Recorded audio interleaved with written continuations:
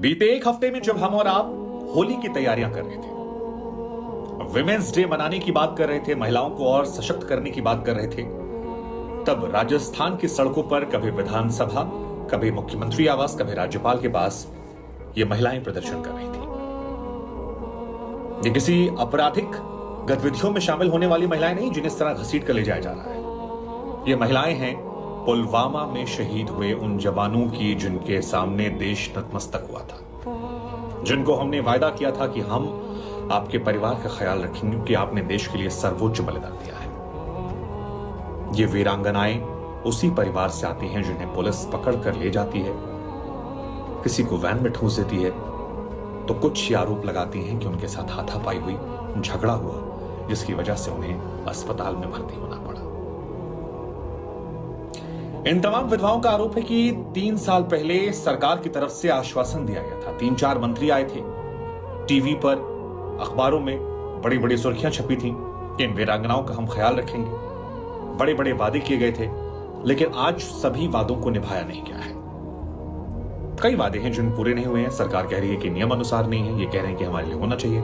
और इन सब के बीच में ये तस्वीरें जो झकझोर दे, जो 3 जवान शहीद हुए थे उनमें से एक रोहिताश लांबा जी की पत्नी हैं जो रोते रोते अपने दुख को बयां कर रही हैं। हमारे पति बॉर्डर पे शहीद हुए, 2 महीने में हमारे के लिए टाइम नहीं गया।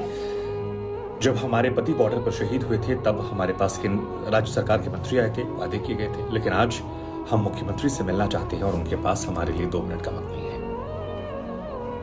अपने वीडियो में वो कहती हैं कि मुख्यमंत्री जी, हम आपके सामने आ जा रहे हैं, बेहतर होगा आप हमें गोली मार दीजिए, क्योंकि जिस तरह से हमारे साथ बर्ताव किया जा रहा है ये सम्मान की जगह हमारे साथ अपमान है।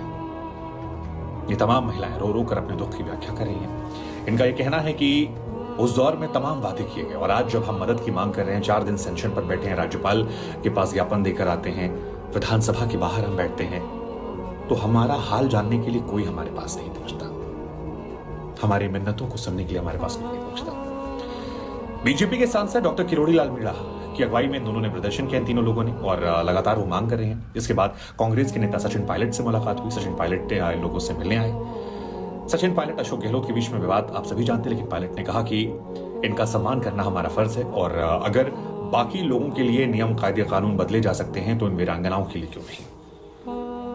इनका सम्मान करना हमारा फर्ज है और ये नहीं कर पा रहे हम तो फिर ये सोचने वाली बात है।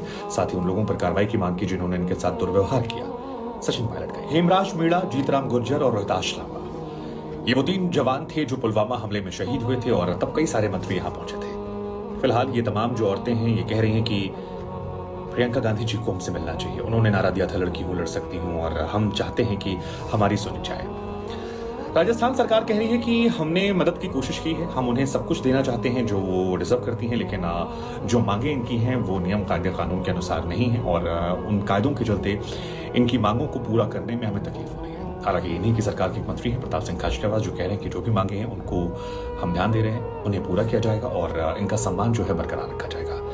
लेकिन 2-3 बुनियादी सवाल यहाँ बच रहे हैं कि इतना विवाद की जरूरत क्या थी? क्या हम शहीदों के परिवार वालों को लेकर थोड़ा एक्स्ट्रा सेंसिटिव नहीं हो सकते?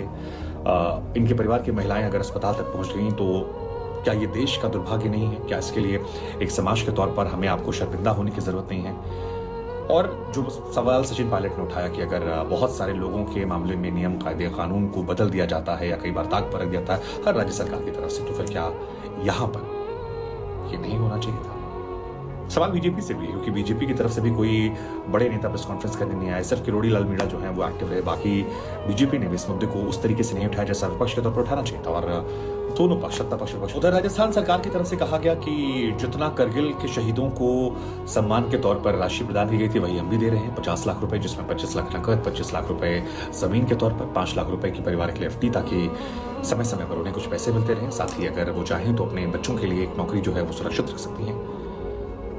लेकिन इन वीरांगनाओं का कहना है कि हमारे बच्चे छोटे हैं, कि शायद बच्चा बहुत छोटा है, उनका कहना है कि मेरे परिवार में मेरे पति के भाई जो हैं उनको अगर आप नौकरी दे देंगे तो हमारे परिवार में हर महीने खर्च आता रहेगा और राहें आसान हो जाएंगी। सरकार की तरफ से कहा गया कि ये नियम कायदे कानून के खिलाफ है, ये नहीं हो सकता है। एक शहीद की पत्नी का कहना है कि वो चाहती हैं कि चौराहे पर उनके घर के पास उनके पति का एक स्मारक बनाया जाए, एक स्कूल का नाम उनके पति के नाम पर किया जाए, ताकि उनकी यादें जो हैं वो ताज़ा रहें और वो हमेशा अपनी शहादत को लेकर गांव वालों और समाज में प्रेरणा के तौर पर याद किया जाए। मांगों से इतर सवाल यह है कि क्या हम ऐसी वीरांगनाओं को लेकर, ऐसे परिवारों को लेकर ज्यादा सेंसिटिव नहीं हो सकते? होली, विमेंस डे, महिला सशक्तिकरण, लड़की हूं लड़ सकती हूं, ये तमाम बातें ना लें। ये सब खोखले हैं। एक समाज के तौर पर हम और आप अगर ऐसी खबरें देख रहे हैं तो खुद खबर, समाज के तौर पर शर्मिंदा करने वाली खबर। शहीदों को सम्मान मिलना चाहिए।